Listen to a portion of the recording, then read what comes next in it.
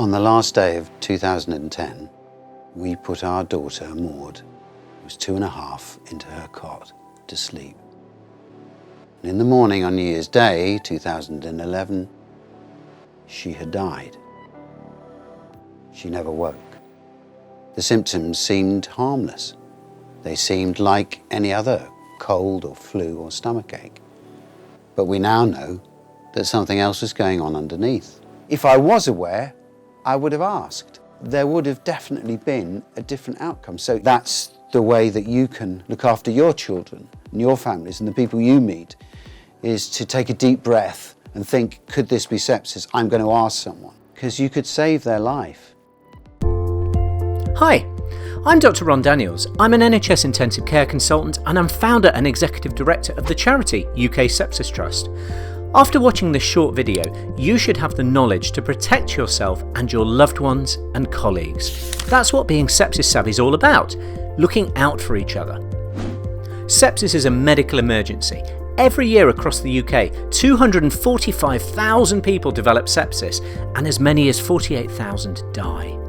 Globally, sepsis claims 11 million lives every year and is the final common pathway to death from most infectious diseases, according to the WHO.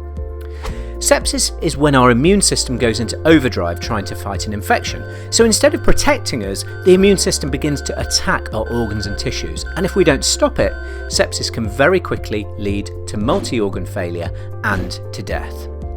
It can be caused by most infections, commonly as a result of pneumonia, a urinary tract infection, a problem in the abdomen, a problem with the skin or soft tissues, or a rarer condition like meningitis.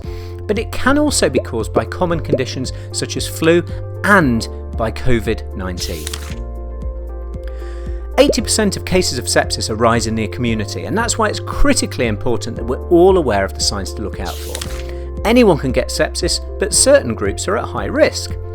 Older people over 65, children, especially those under 1, people with chronic disease like lung disease and diabetes, and people with weakened immune systems such as HIV and AIDS, and people without a spleen. We can avoid sepsis by preventing infections in the first place, so it's important to stay up to date with vaccinations and pay attention to basic personal hygiene. If sepsis does develop, we have to recognise it quickly and care must be delivered in a hospital. A treatment pathway developed by the UK Sepsis Trust, the Sepsis 6, can save lives if it's delivered quickly.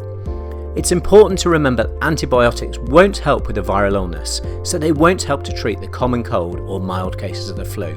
But it's also important that we know when someone might need medical attention, and the following signs of sepsis should alert you to seek help urgently. For adults, these signs spell sepsis. S for slurred speech or confusion. E for extreme pain in the muscles or joints. P for passing no urine, no water in a day. S for severe breathlessness. I for it feels like you're going to die, and people really do say this. And then the final S for skin that's mottled or discoloured or very pale. Any one of those 6 symptoms in the context of an infection goes straight to A&E. As you've heard from Jason, sepsis can affect children too. It's important that parents trust their instincts, and if any child under 5 is breathing very fast, has a fit or a convulsion, looks mottled, bluish or pale, has a rash that doesn't fade when you press it, is very lethargic or difficult to wake, or feels abnormally cold to the touch, then take that child straight to A&E or call 999. While you've been watching this video, around the world 70 people have died from sepsis. Sepsis is a medical emergency. The more people who know about sepsis and the signs to look out for, the more lives we can save.